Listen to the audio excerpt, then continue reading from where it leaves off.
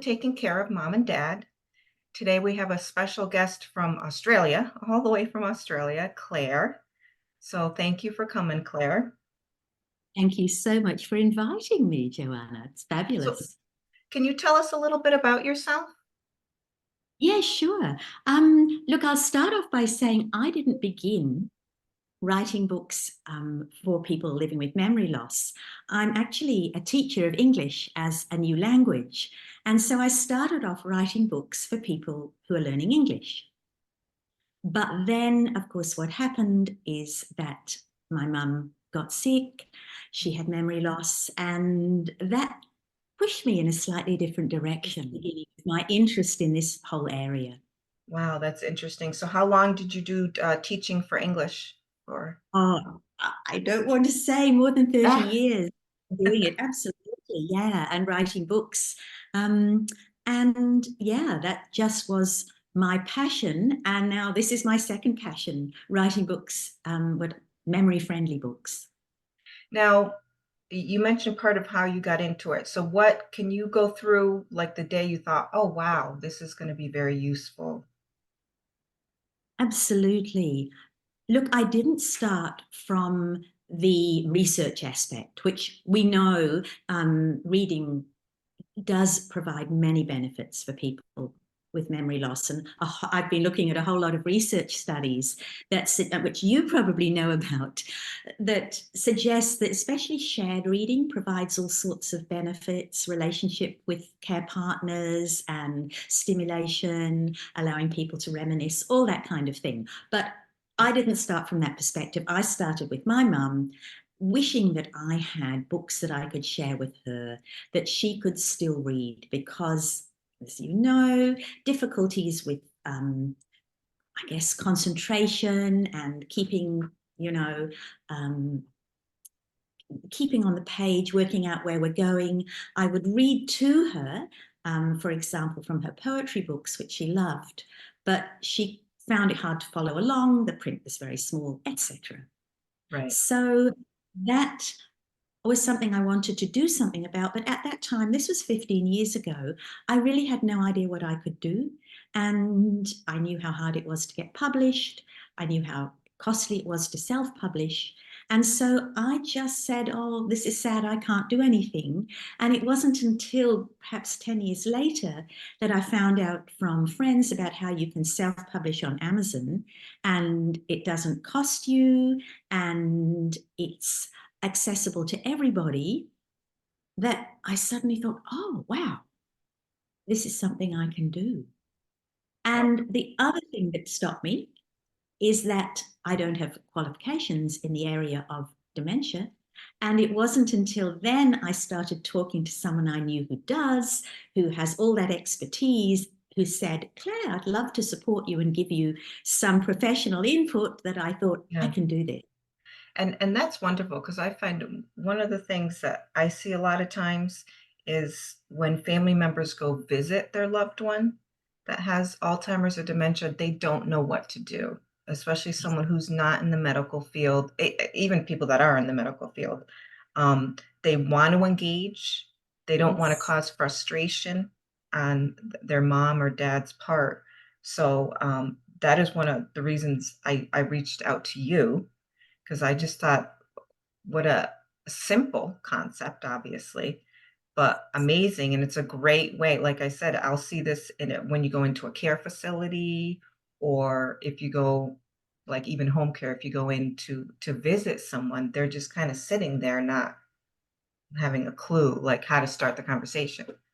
And we so often start conversations by saying thing to friends with, hey, what's been happening lately? Well, that's not a question you can ask. Right. You know, that's really a challenging question for someone who's have got short-term memory problems. Or indeed in a care facility where maybe there's not a lot happening. And so the days blur into each other. It's hard to know. Yeah.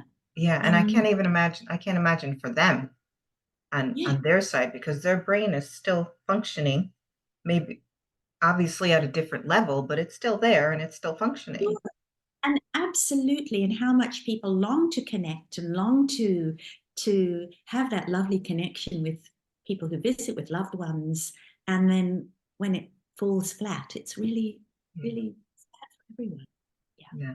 I agree. And one of the questions I wanted you to go explain to us a little bit more about the benefits and the process of it. Like one of the I see is what you provide is an avenue of giving them something to talk about with them not having to come up with it at all. Exactly. Absolutely. And so, you know, you could give books, reading books and puzzle books and poetry books to people for them to keep by the bedside and look at when they choose. But that's really probably not the main thing I'm thinking of. For me, the key focus is this shared reading, where you're having an experience together that brings you closer, and which actually, if you look at any books, not just mine, any books that are made for this particular area, they have certain features, like they usually have lovely color photographs, which will evoke all sorts of memories and reminiscence. And of course, that's something that people who are living with memory loss can grab onto. They'll have long-term memory, of course, so that's Yeah. something they can start to talk about. It brings that to the forefront. And then you'll find also large print, very spacious layout, so that it's possible to do this reading along. And I would suggest to people, my thought is that when you're reading along, that you would actually give the book to your loved one to hold, so Right. that they are in control of it. But then you might say something, they'll open it up, talk about the pictures, make some comment, and then say, oh, how about I start? Mhm. So I would start reading, and then perhaps my loved one would read along. Perhaps they are perfectly capable of reading it, thank you very much, and they'll take Right. over. Fabulous. Or perhaps actually it's a little bit challenging for them, and we might read it through once together and then read it again. And I know a friend of mine was telling me recently she read to her mum first, and then her mum wanted to have a go by herself. But I would also say one thing is to slow down the reading, Okay. and that this would be my personal advice. And I'm thinking, for example, and that can be quite hard to do for people. So I was having a little practice before I spoke to you, thinking how I would do this, because I was thinking if you were reading a poem and you read it quickly, I wandered lonely as a cloud that floats on high o'er vales and hills. It would be too fast. Right. And it would be very hard for anyone who is trying to read along to keep up with it. But if you read it in a, I wandered lonely as a cloud, that's horrible. Mhm. So there is a way of reading where you read almost thoughtfully, as though you're thinking about the poem and or whatever the sentence, and you pause at the end of the line or at the end of the sentence just to give the person the chance to catch up, if that makes sense. Yeah. So you Perfect. might read, I wandered lonely as a cloud that floats on high o'er vales and hills, when all at once I saw a crowd, a host of golden daffodils, or something like that. You know, Yeah. that's obviously Wordsworth, not me. Just with that pausing, but trying to do it so it doesn't sound like you're talking down to the person. Right. I don't know if I did that successfully for you, but yeah, No, it makes perfect sense.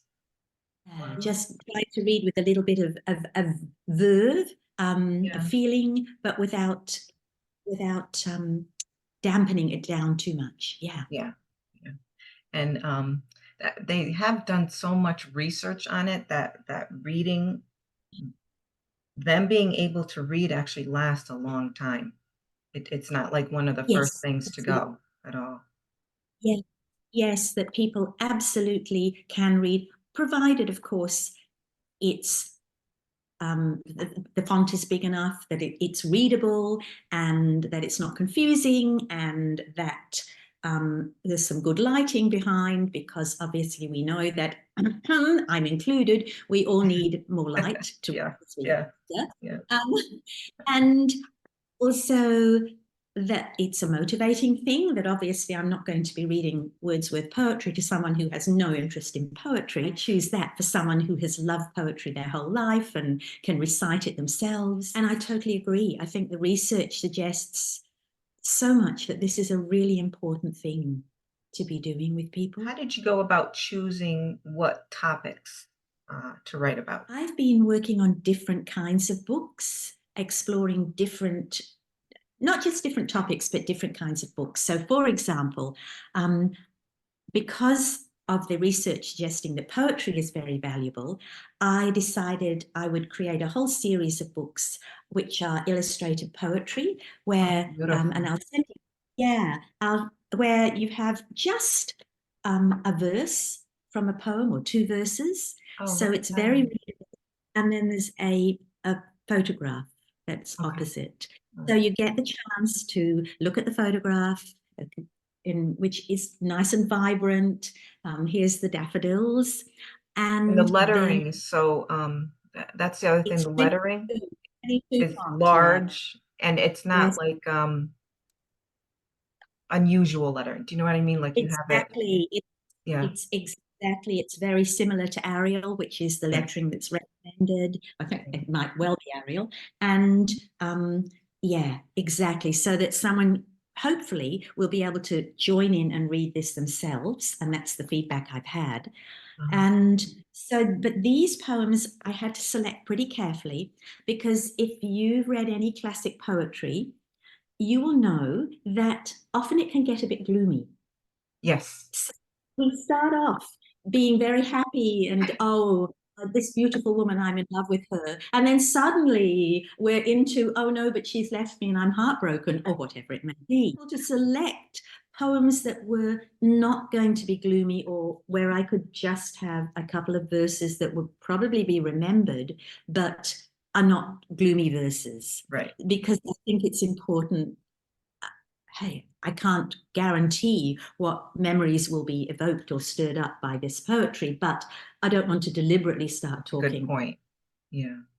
including sad poems. So I've got garden poetry, read aloud poetry, Christmas poetry, poetry of awe and wonder, love poetry, nature poetry, Oh, um, wow. more nature poetry, Australian poetry, and Canadian as well. So those books are pretty much done now. So if I can find more wonderful poems, I will do more of those books. But now those are done. I have also got some of my own little verse books, but I would not claim these are poetry. These Okay. are books, I love dogs, large dogs, small dogs, running when I call dogs. Yes, I love dogs. So you can see Yeah. that's just verse, but this is very much more for people who are much more challenged with Right. reading now. And this, I've been told that these books are great within a dementia activity Oh, setting yeah. by people. That there's enough of a little rhyme for people to be able to follow along, but there's not very much text. So the focus can then be, oh, look at that dog. Oh, look at, and actually the discussion around Right. how lovely, how this reminds me of the dog we had, whatever that may be. Yeah. Yeah. And I So think that's nice for them to be, that one seems um, that they could jump in and read that because it's, you only have a couple words there. exactly. So just a line or two, and very similar where I've done illustrated proverbs. Now, I have called them English proverbs because you can hear from my accent that my background is that I did grow up in the UK, although I live in Australia now. I have tried as much as possible to make sure that my books are accessible to readers in other places, with states, for example. But yes, so there are Oh, proverbs. look at that. Wow. So at the beginning for these little proverb books, there's a little quiz where you have to if you can, so maybe someone will read that to you. So it's like a Has fill-in, right? every cloud has a silver. Wow. And then we actually, see the picture of the cloud and the oaks, the great oaks from little acorns grow, and a rolling stone gathers no moss. So just those kind of phrases that people may know from their childhood and may find enjoyable to demonstrate that they can remember them. I think that's always really lovely when people get the chance to show their competence, that Right. they do stuff, that there are things that there are things that they remember that possibly their care partners may not even know. If you have a much younger care partner, they may not know some of these phrases. It may be quite new to them, and then there's the chance for the loved one to demonstrate, hey grandkids, guess what, I know this. And I think that's always an important thing. And other books I've been doing, for example, are books where there's for example, drinks and food that we used to eat, and Nice. frugal ways in bygone days, how people were much more frugal. And so again, this now is a much more reading focused book. Now I'm assuming here that people still read 3 little paragraphs of text, but there's no need to remember anything when you turn to the next page. Right. So that would be for somebody with some mild concentration problems, where they can still read, but they don't want to have to remember what's going on as they turn the pages. And so each page is a new topic with new photographs to talk about, something where people can then talk about, oh yes, we made our own clothes. Oh my goodness me, I remember my mum with a sewing machine, whatever it may be. Yes, the whole thing of turning old clothes into new clothes, refurbishing clothes. They may be able to share their experiences. Yeah. And again, and what a gift, because it is sometimes when you're talking to someone, it is hard to bring that out just in a conversation. Like if you and I are just talking back and forth, to pull that out of them. But if you're reading, if you're reading and you're saying, oh my goodness, I didn't know that, that I didn't know that people did this or that, or we haven't ever done that, then it is quite lovely, yes, when the person you're talking to can say, oh, I remember. Because long-term memory, of course, is not going to be affected. Yes, and there's no requirement to remember any specifics. No one is saying what happened to you on the first day of school. Although I do have to say I've also got memoir books where they're very, very simple memoir books. And instead of having lots and lots of lines to write on, there would just be perhaps a place to to maybe stick a photo and just a couple of lines. oh, nice. Wow. So you can see When I was that, small. Oh, wow. and not asking for too many specifics, asking for, like dates or whatever, that might be challenging. But, when I was small, everyone always said I was, what do people say you were?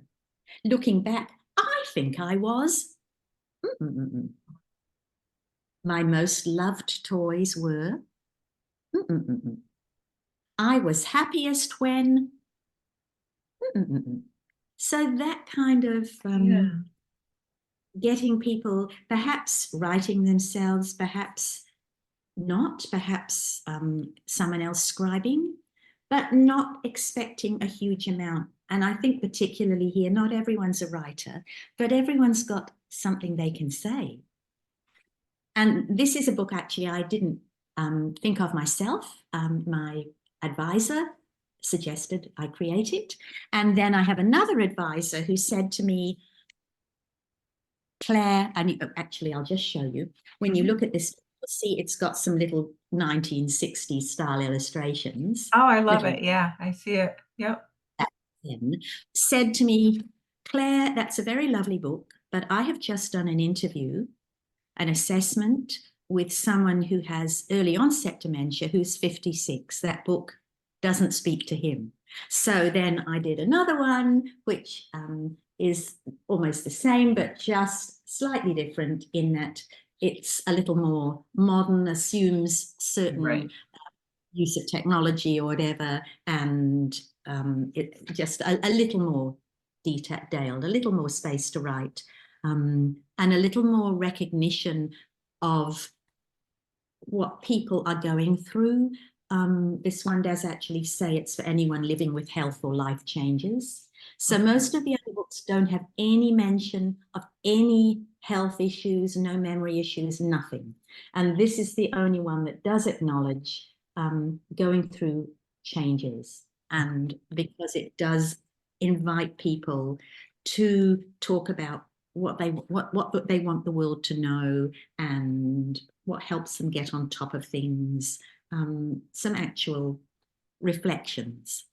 Yeah. Sad that the younger generation, you're finding more and more younger ones with Oh, it, and that's sad, but it's a nice learning for the family and for others to be able to write in that and have them go through what they're going, like the process yeah, of it. yeah, Because I think we exactly. miss a lot of times that first part of it as Yes. they're starting and as they're going through it. And people are just, I guess, trying to cope, trying to keep on top of things.